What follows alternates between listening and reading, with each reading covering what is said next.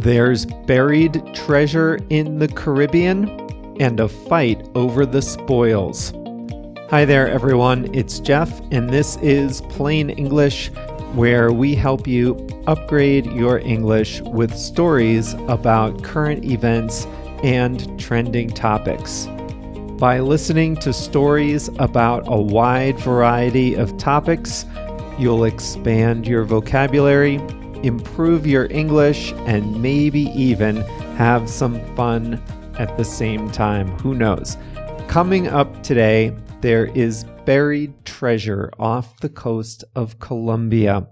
There are hundreds of shipwrecks in Colombia's waters, but one in particular carries a massive treasure. It's the San José, and it has been sitting on the sea floor for over 300 years.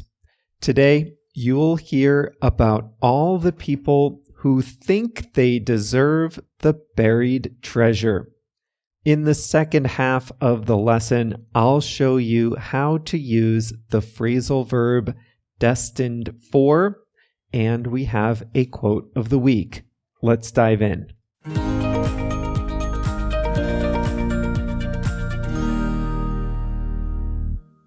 Tell me if you've heard something like this before. When the doomed ship left Europe, it was considered one of the most advanced of its age. I'm not talking about the Titanic. I'm talking about the San José.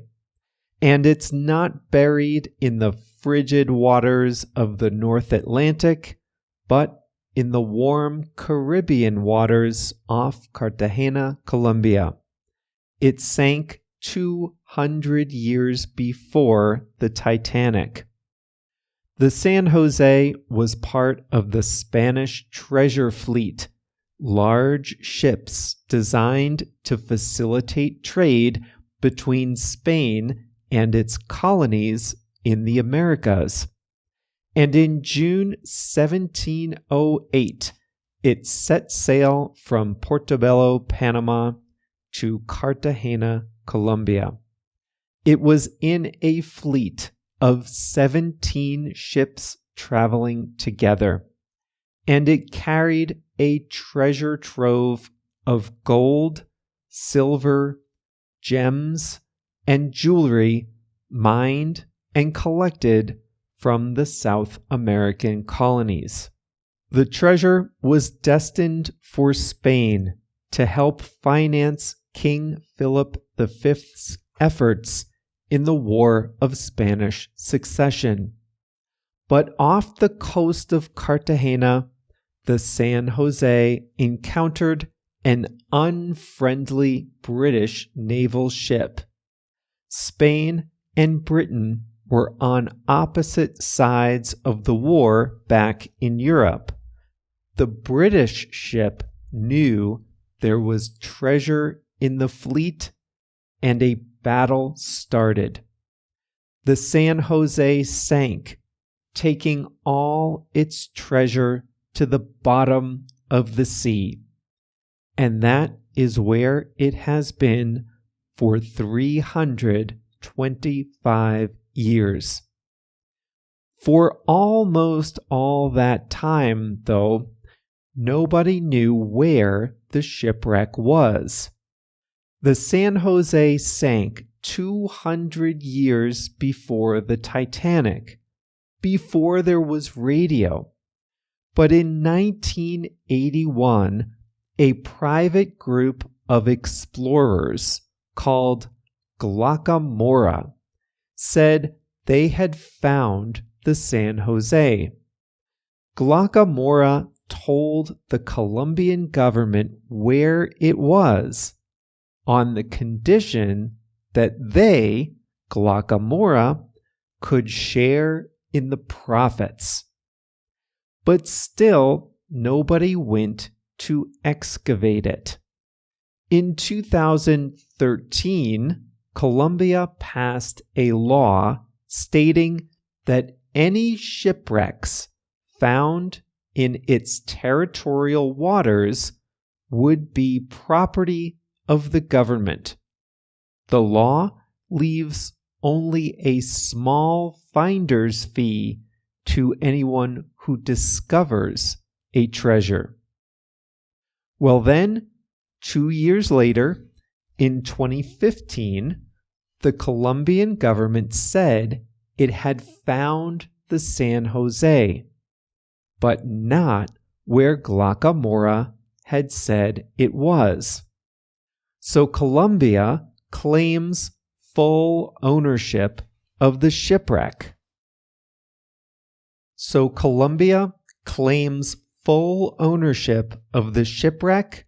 And they don't believe they have to share any of its treasure with anyone else.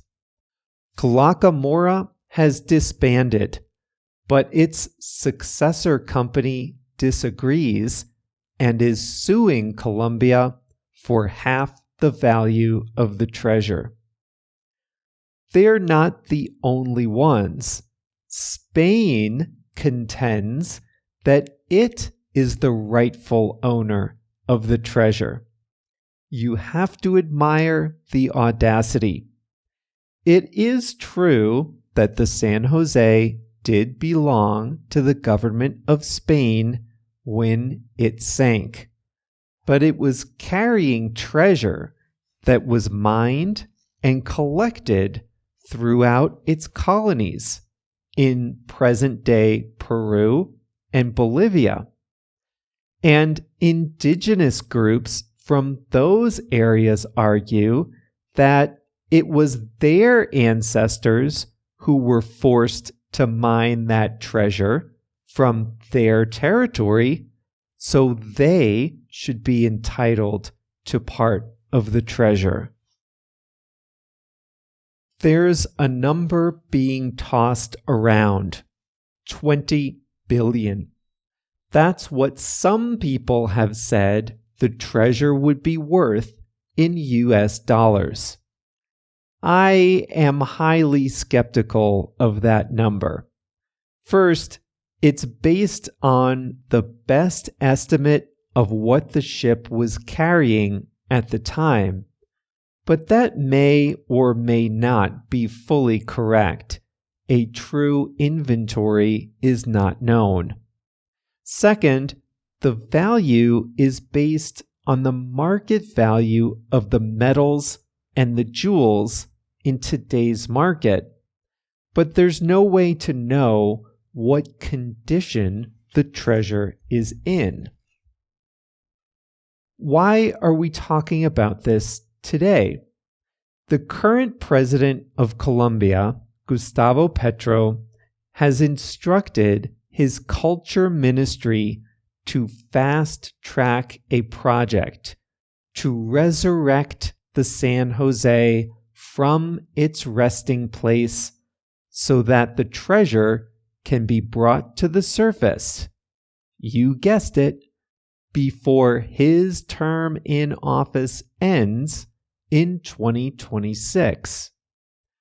Archaeologists and preservationists in Colombia say the government has not assembled a team of experts on deep sea preservation, and they have not established scientifically valid procedures to excavate the wreckage in a way that would allow it to be studied in the future. They worry that irreplaceable clues to the history of their continent are needlessly being put at risk, all for an artificial political timeline.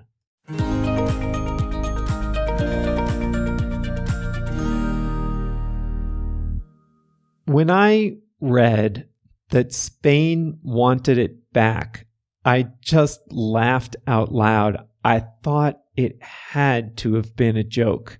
Like, yes, we plundered the colonies, but you must understand that we are the real victims here. But I learned there is a concept called sovereign immunity, and that says that any country's warship is its own property forever. So if a warship sinks in another country's territory, that ship always belongs to the original government, no matter where it sank and no matter how much time has passed. So Spain does have a leg to stand on, legally speaking. That doesn't mean it's a good look. By the way, gold does not oxidize. So if a gold coin spends 300 years under the ocean, you could just spray it down and it would be as shiny and brilliant as the day it was minted. Silver is not the same. The silver would be ruined if it were exposed to the water.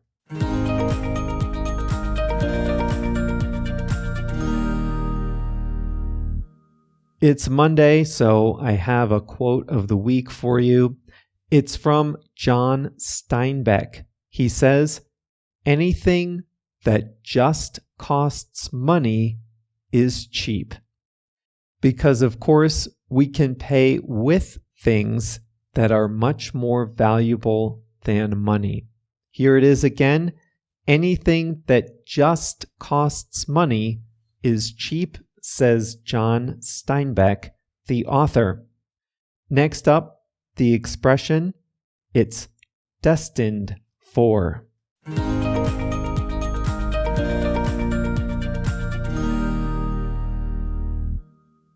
Today, I'm going to show you how to say something is intended to reach a particular place. The way we're going to do this is with the phrasal verb destined for, and it's almost always used in the passive voice.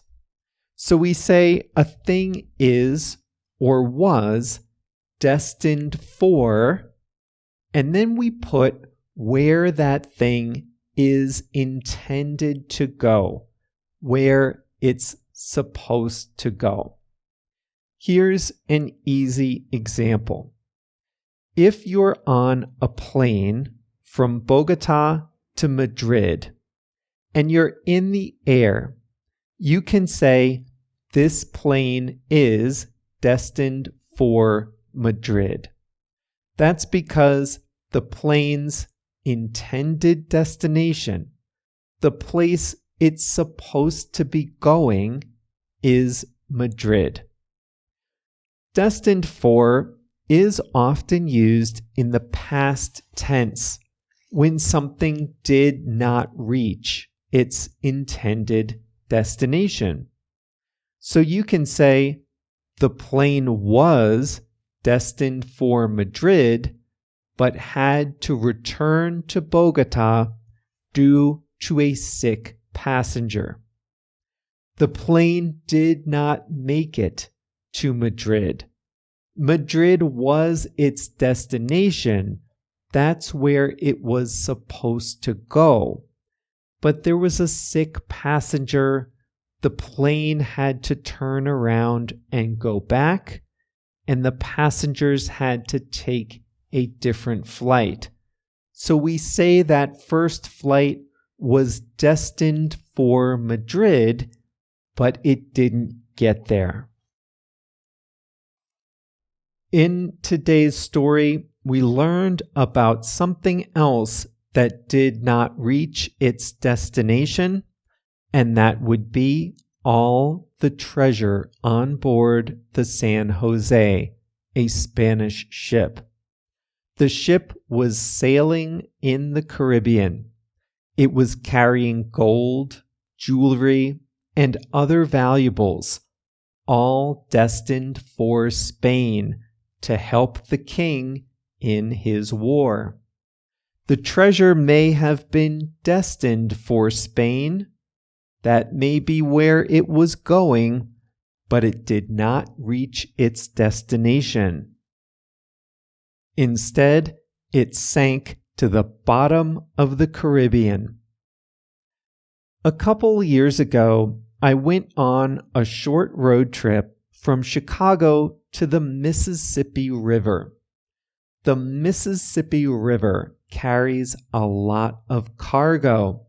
So if you look on the river, you'll see barges full of petroleum, iron, steel, grain, wood, chemicals, everything.